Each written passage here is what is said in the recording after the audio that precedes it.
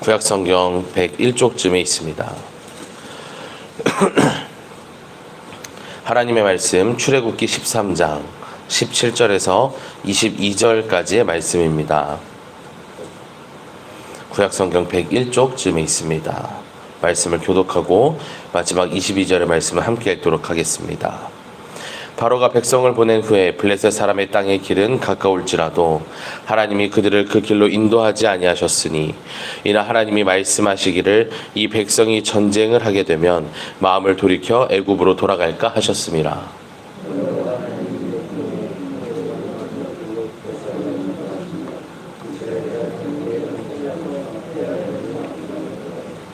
모세가 요셉의 유고를 가졌으니 이는 요셉이 이스라엘 자손으로 단단히 맹세하게 하여 이르기를 하나님이 반드시 너희를 찾아오시리니 너희는 내 유고를 여기서 가지고 나가라 하였음이더라. 여호와께서 그들 앞에서 가시며 낮에는 구름 기둥으로 그들의 길을 인도하시고 밤에는 불 기둥을 그들에게 비추사 낮이나 밤이나 진행하게 하시니 낮에는 구름 기둥, 밤에는 불 기둥이 백성 앞에서 떠나지 아니하니라. 아멘. 일어나면 안 되겠지만 만약에 전쟁이 일어났을 때 민간인과 군인 중 누가 더 생존율이 높을까요? 아무래도 전쟁에 참여하지 않는 민간인이 더 생존율이 높을 것 같지만 이상하게도 군인의 생존율이 더 높다고 합니다.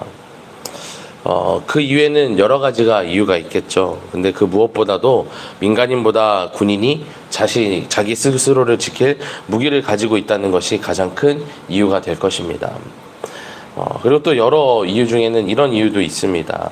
군인은 그래도 민간인보다는 여러 악조건 속에서도 살아남을 수 있는 어떤 장비를 가지고 있다든지 또 그것들을 활용할 수 있는 훈련들을 받았기 때문에 민간인보다는 생존율이 더 높다라는 것이죠. 그래서인지 오래전에 군대에 입대하고 한창 훈련병으로 시간을 보내고 있을 때 훈련 교관이 여러분들이 지금 가장 안전한 상황에 있다라고 이야기해 주었던 것이 생각이 납니다. 우리가 살아가고 있는 이 세상은 그리스도인으로 살아가기에 보통 힘든 세상이 아니죠.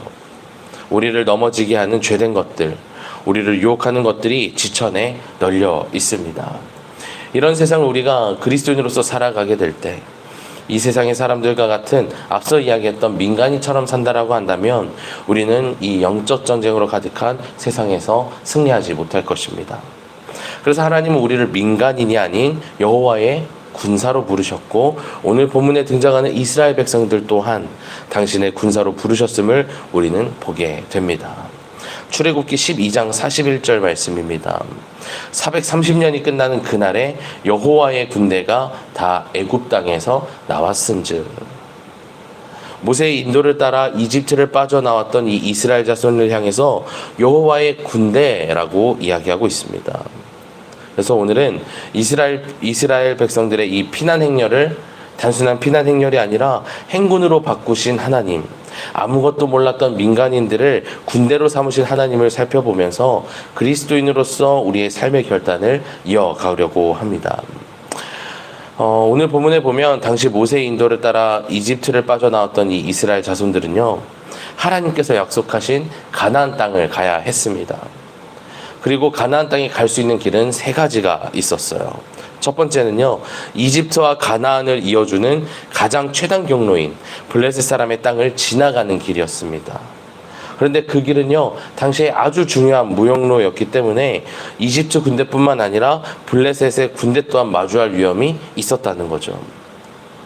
또 바란 광야를 가로지르고 네게브 지역을 통과해서 가나안으로 돌아가는 길과 또 왕의 대로로 알려진 시내반도 그 중앙을 가로지르는 길에도 전쟁의 위험이 있기는 마찬가지였습니다. 그러니까 가나안을 향해 가야 되는 이 세 가지 길 모두가 전쟁의 위험이 있었다는 겁니다. 그래서 하나님께서는요, 이스라엘 백성들을 이 세 가지 길이 아니라 완전히 새로운 길로 인도하시게 됩니다. 그런데 그 길은요, 가장 빠르고 효율적인 길이 아니라 더디고 먼 곳으로 빙 둘러가는 경로였다라는 것이죠. 어째서 하나님은 이스라엘 백성들에게 빠르고 효율적인 길이 아니라 더디고 먼 곳을 돌아가게 하는 그 길을 소개해 주셨을까요? 그래서 하나님께서 당시 이스라엘 백성들의 상태, 수준을 너무나 잘 알고 계셨기 때문이었습니다. 당시 이스라엘 백성들의 상태와 수준은 방금 읽었던 말씀으로는 군대라고 이야기를 하고 있었지만 아직 훈련을 받지 않은 장정, 그저 군인으로 부름만 받은 상태였다라는 겁니다. 아직 어떤 훈련도 받지 않았던 이들이 전쟁에서 어떤 무력 충돌을 겪게 되면 어떻게 될까요? 오늘 말씀에서도 이야기하고 있는 것처럼 도망치는 것뿐만 아니라 다시 이집트로 돌아가겠다고 외쳤을지도 모를 일입니다. 그만큼 당시 이스라엘 백성들의 영적 상태는 온전치 못했다라는 것이죠. 그들은 여차하면 언제든 하나님을 등지고 이집트로 돌아갈 수 있을 만큼 연약한 상태였다라는 겁니다. 아직 이스라엘 자손은 자신들의 대장이 되시는 하나님을 전적으로 신뢰하고 또 지휘관 모세의 지휘에 발맞추어 전쟁을 수행할 준비가 되어 있지 않았던 것입니다. 그래서 하나님께서 선택하신 것이 있습니다. 그것은 그들을 당장 블레셋 사람들과 마주하게 하기보다는 진정한 당신의 군사로 키워내는 시간을 버는 것이었어요. 오늘 보면 18절 말씀을 제가 다시 읽어드리겠습니다. 그러므로 하나님 홍해의 광야길로 돌려 백성을 인도하심에 이스라엘 자손이 애굽 땅에서 대열을 지어 나올 때에, 이렇게 이야기하고 있습니다. 하나님께서 이스라엘 백성들을 이제 하나님의 군사로 성장시키기 위해서 선택하신 훈련이 바로 대열을 지어 나오는 것이었습니다. 본문에 대열을 지어라고 번역된 히브리어는 전투대형을 이루다라는 의미를 함께 가지고 있습니다. 단순히 줄지어서 질서 있게 나아가는 모습이 아니라 군인들이 오와 열을 맞추어 행군하는 모습을 묘사하고 있는 표현이 이 대열을 지어 나오다라는 표현입니다. 이것은 이스라엘 백성들의 행렬이 단순한 피난 행렬이 아니라 위풍당당한 하나님의 군사들의 행군이라는 것을 의미한다는 거예요. 이것과 함께 하나님께서는 죄의 종노릇하던 우리를 하나님의 백성으로, 하나님의 군대로 신분을 바꾸어 주셨고 또 우리에게는 그 신분에 합당한 삶을 살기 위한 훈련이 필요하다는 것을 함께 의미하고 있습니다. 이런 의미에서 우리의 인생은 단순한 피난 행렬이 아닌 행군과 같다고, 또 행군이어야 한다라고 말할 수가 있습니다. 왜냐하면 행군은 단순한 행렬과 달리 달성할 목적이 있기 때문이었습니다. 그리고 그 목적은 바로 요셉의 유고를 잊지 않고 챙겨 나오는 것이었고, 이것은 아주 중요한 것을 시사합니다. 아시다시피 요셉은 이집트의 총리로서 살았습니다. 부와 권력을 누린 사람이었죠. 그럼에도 불구하고 그는 이집트 생활에 안주하지 않았던 사람입니다. 그는 평생 꿈을 꾸는 사람이었고 그의 꿈은 하나님의 약속의 말씀에 근거하여 시간과 환경을 초월하여 흔들림 없이 자신의 후손들을 하나님께로 향하게 하는 것이었습니다.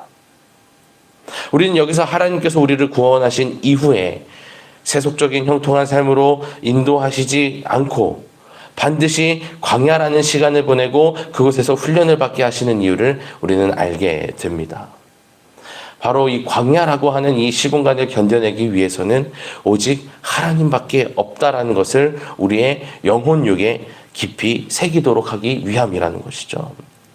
그래서 주님께서는 당신밖에 없다라고 하는 것을, 여호와밖에 없다라는 것을 손수 보여주시게 됩니다. 스스로 이스라엘 백성들의 길이 되어주셨고 구름 기둥과 불 기둥이 그 증거가 되었습니다. 사랑하는 우리 정릉교회 성도 여러분, 하나님께서는요 우리를 향해 그냥 걸어라고 명령만 하시는 분이 아니라 친히 우리 앞에서 걸어가시면서 우리를 인도해 주시는 분이라는 사실이죠.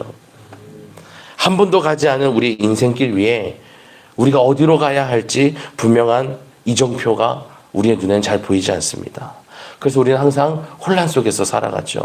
그러나 눈을 들어서 하나님을 바라보면 하나님께서는 언제나 우리 앞에 계시다라고 하는 것을, 우리의 옆에 계신다라고 하는 것을 우리는 발견하게 됩니다.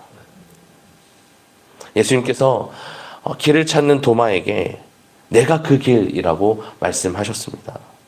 밤이나 낮이나 이스라엘 자손들을 인도하셨던 그 구름 기둥과 불 기둥이 우리 앞에도 놓여져 있습니다.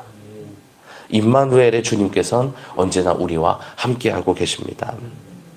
오늘 이 시간 함께 기도하게 될 때 그동안 내가 가고 싶었던 길, 내가 원했던 길을 강구했던 신앙에서 이젠 돌이켜서 주님을 목적으로 삼고 행렬을 행군으로 바꾸시는 주님의 은혜를 누리게 되는 우리 모두가 되기를 주님의 이름으로 간절히 축원합니다. 기도하겠습니다. 사랑과 은혜가 풍성하신 하나님, 오늘도 주님의 전에 나와 우리의 마음 깊은 속의 이야기들을 하나하나 꺼내어 놓게 하시니 감사합니다. 그러나 그 간구 속에는 주님을 목적으로 하지 않고 그저 내가 가고 싶었던 길, 내가 원하는 길만을 이야기했음을 고백하오니 주님, 이런 연약한 우리를 용서하여 주시고 이제는 더 이상 피난 행렬이 아닌 행군을 하는 주님의 군사가 되어 살아가는 우리 모두가 되게 하여 주옵소서. 그렇게 주님을 목적으로 하는 삶을 살아가며 이 세상 한가운데에서 소금과 빛으로 살아가는 그렇게 은총의 숲을 이루어가는 우리 모두가 되게 하여 주옵소서. 오늘 이 자리에 우리 모두 수많은 기도 제목들을 가지고 나왔습니다. 주님, 오늘 들은 말씀에 따른 결단부터 또 그 누구에게도 말할 수 없었던 비밀과 같은 그 아픔과 괴로움 등이 있을 것입니다. 이 시간 주님께 올려드린 모든 기도에 주님께서 때에 따라 응답해 주실 줄로 믿사오니 우리에게 주님의 때를 기다릴 수 있는 인내함을 허락하여 주셔서 주님의 계획을 잘 기다리게 하시고 끝내는 주님께서 허락해 주고자 하셨던 그 은혜를 온전히 맛보는 저희들 되게 하여 주옵소서. 주님의 은혜로 한 주를 시작합니다. 이 한 주 저희들 주님의 뜻 안에서 잘 살아가게 하시고 또 주어진 하루하루를 의미 있게 살아가게 하여 주옵소서. 이 모든 말씀 살아계신 우리 주 예수 그리스도의 이름으로 간절히 기도를 드립니다. 아멘. 하늘에 계신 우리 아버지여, 이름이 거룩히